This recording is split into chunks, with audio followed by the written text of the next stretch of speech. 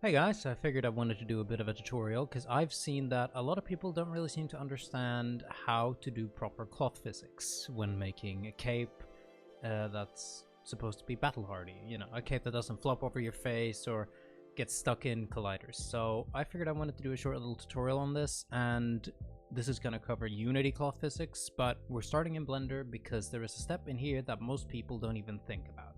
So I've rigged up a little superhero Ford over here. I'll probably release it as a thing. I haven't really decided yet. He's rigged already, so he's already linked up to the body. Might have to do a couple of weight paints in some places, like in the armpits, but that's not what this tutorial is covering. What this tutorial will cover is cape weights. So what you need to do first in a situation like this cape hasn't been added to the rig, so you select the cape, you hold shift, you click the rig, control P, and then with empty groups. Now, what we want to do is we want to click the rig, shift click the cape, and go into weight paint. So the most important bones, at least on a Ford rig, it goes on pretty much any rig, but at least on the Ford rig, is you want to add weights to the top spine bone. So we're on the spine top, and to add weight, we go up here in the corner, we drag this all the way up to 1, and then we can reduce the brush size a little bit, but we're gonna add some weights here and some weights here.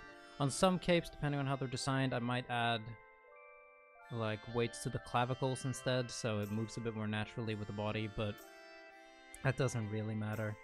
That's more of a design choice. I'm here to make something practical. So we're gonna link this up, make sure it's red at the top. We're still on the top spine bone until we're roughly like this, give or take, maybe one more layer. There we go, that's smooth. Then we're gonna go to Spino 2, and then we're basically just gonna increase the brush size and then just do a simple click like that. And that covers the rest of it. So now when we bend this around, it's gonna look like that. I'm noticing that I forgot to weight this thing, but that's not related to the cape. And then the best test to do is to do like this and see the cape actually sticks, and it does, which is amazing. So that's the steps you want to do for Blender. I feel like most people, when they're making a cape, they don't really think about adding weights at all, and it's not exactly rocket science. So I'm gonna finish up the weights on this guy here, and I'm gonna put him over in Unity, and Alright, now we have Ford here in Unity, in the prefab view, and I've already done a couple of things to prep. So what I've done is I've had a look at his rig, and on spine top I've added a simple capsule collider, important to cross that on as is trigger, so it doesn't have any actual collision except for what we tell it to collide with. And same on Spino 2, giving it a smaller collider. And that is to account for any small clipping issues on the back that we can't fight against with weight painting in Blender. So what we're going to do now is we're going to select the cape itself, we're going to add component, we're going to search up cloth, and then we're going to go into the constraint mode. What I usually do is I set the constraint size to 0.01, gives me a bit better of a map to work with. And what we're going to do first and foremost is that we are going to basically drag, select the top here. We want to make sure that we're on the right side, so drag, select right there. That should be good. Gonna make sure and see if the cape is two-faced, which this one is, which is a good thing. Make sure we select all the same constraints from both angles. And this might look tedious, but honestly the top of the cape is always the worst one, so after that it'll be PG. So let's see, we're selecting all the right ones. I'm gonna have a look here. We're almost there. Boom, boom, boom.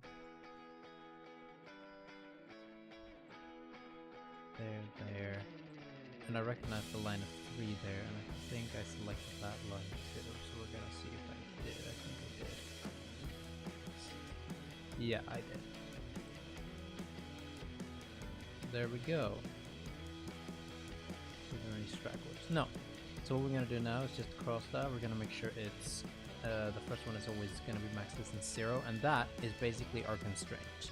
So that is where the cloth physics begins. And since we mark it red, we're telling it the cloth simulation that this is the anchor point where it stops, or where it's being held in place. So now, what we're going to do is the bit more fun part, is that we select roughly 3 or 4 lanes at a time, sometimes even 5 lanes. I think I'll start with, let's see, it's 4 lanes here. 1, 2, 3, 4. And we're going to give them the distance of 0.05. And then we're going to go around here, do the same thing. Remember, it was 4 lanes, so 1, 2, 3, 4. Mark it up, select the stragglers. And that's why having a constraint size of 0.01 is a good thing, because that gives you more space in between your constraints. Oh, I missed one. Actually, I missed a couple. 0.05. I could have done this more efficient.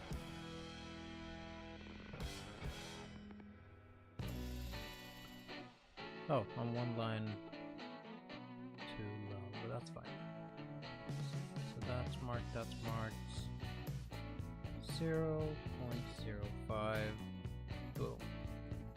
And then what we're gonna do, we're gonna go 4 more down, maybe even 5. I think 4 is good. Same on this side. 1, 2, 3, 4. And then I always increase by 0.05, so now we're at 0.1. So you kind of want to staircase it. That's the way I prefer to do it. Every cape is going to be different, so I might just stick with 2 here. Just because we're lower down, the clipping is way smaller of a risk here. 0.15. And then we're gonna split this into 2, so I'll do 1, 2, 3, and then I'll do 2 at the bottom. Because at the bottom it can be pretty loose without it being a problem, because it's only 2 constraint lines left. So 0.2, this last one was 0.015. And then final lines, boom, 0.25. Oh, whoops. Away. Always annoying when that happens. Luckily we only had 2 left. You always want to make sure that you selected all of them. Some capes have more angles.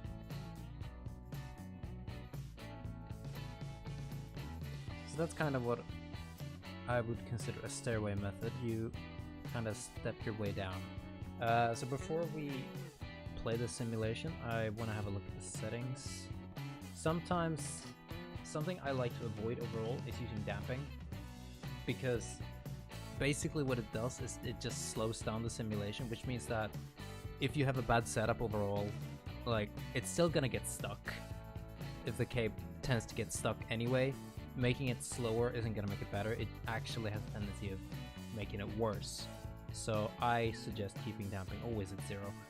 Something that can be good to do, that we're going to figure out once we have a look at the simulation, is to sometimes disable tethers if you feel like the simulation is a bit too rigid, because that can loosen up some constraints without causing any issues. So we're hitting play. We're going to see what it looks like when it's well, basically in game. Obviously we have to take into consideration the fact that in game it's going to look different. I'm noticing an issue already, and that's that the cape material is both faced. Cape we want to keep one way so it doesn't look weird. Yeah, something I'm already noticing is that it's clipping here on the back, and that's because I haven't told it to collide with the colliders we put on spine top and spine tube, so we're going to do that. Let's see, other than that, it looks a little... sometimes if you make it way more stiffened, that can make it look good temporarily, but it also depends on how it's gonna act. So now it's gonna be very stiff because we stiffened it up. But it's still loose. We could always put colliders in the boots if we feel like it. I think I might hit a 0.5. Now, something that's good to also keep in mind is that nothing you do in play mode when it comes to making changes here, save. So if you want to save the changes you make in play mode, always remember before you exit it to copy components and then disable. Because then you can always paste. See, so the changes we made here didn't really stick. Unless they did. They might have. Sometimes they don't stick. So if you were in a situation where the bending stiffness didn't stick, like I thought it wouldn't, you can always just go in here, and since you copied the component, you can just paste the values and it's going to paste it in. That way you don't lose your progress. So what I'm going to do now is go into capsule colliders down here. I'm going to hit 2, and then I'm going to drag and drop spine top, and I'm going to drag and drop spine 2. And that's telling the cloth colliders, or the cloth physics, to collide with these two colliders, but they don't collide with anything else. Something I might do is go into the feet bones here and add colliders, but realistically in game you're not really gonna notice this anyway, so sometimes it's worth it and sometimes it's just a waste of time to do that. But I want to have a look at what it looks like now that it knows to collide with the chest and the torso overall. We're entering play mode, let's have a little peek. And that's already so much better. I might want to grow it a little bit. It's still clipping in the back. That's spine 2. Oh wait, no, spine top rather. So we can grow that out just a smidge. Not too much, remember, just enough. Fine-tuning this stuff is always a little bit difficult. Sometimes if I notice that it's too much, I go back into Blender and I edit the cape, so I put it at a bit more of an angle. That way it doesn't collide as much with the back. You can also do that. It's kind of up to how you want your cape to look. It's not much of a science, this part. It's more of a personal preference. Some people might think that bulges out too much. Honestly, I don't have a problem with it. That looks fine to me. For a test thing anyway, this is just to show you guys what to work with. You can always just mess around with it. I like to battle test it pretty much, where you just go like this to see if it collides in any way, shape or form.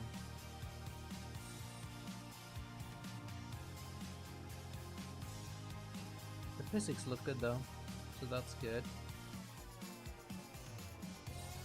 Yeah, for this cape, I would probably go into Blender again and angle it a bit. But, seeing as I probably won't release this guy in this state anyway, this is just for show really, to get you guys a bit of a feel of how to do it properly. If we have a look at one that I made a little while ago, let's have a look at Superman, because this one turned out really well. It's the exact same method, and as you can see, the Superman capes are a bit more of an angle, or they're on an angle, so that's what gives them the good results. So you can see here, like, there is no clipping. It's not even a collider that hits that far out. It's a little this way. And on Superman, he has a bunch of colliders on his rig. So you can see that he has one on his chest, one on his spine too, and 2 are on his hips too. So he's prepped. And if you battle test his cape, like you can see, there's like, it's very sturdy.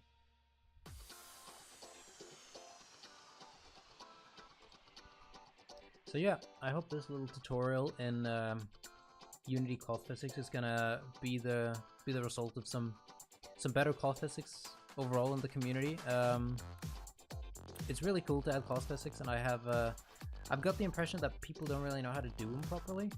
They just add the component and then they just add the cape directly to the rig in Unity, which I think is a horrendous way to do it, because you get all the bad parts, or you just make a cape and then you put the constraint size to be pretty much the same thing. Like, you just put red on the top and then you do a random value all the way down, which I think is terrible, because it looks messy and it kind of flops the cape over so it looks like an apron.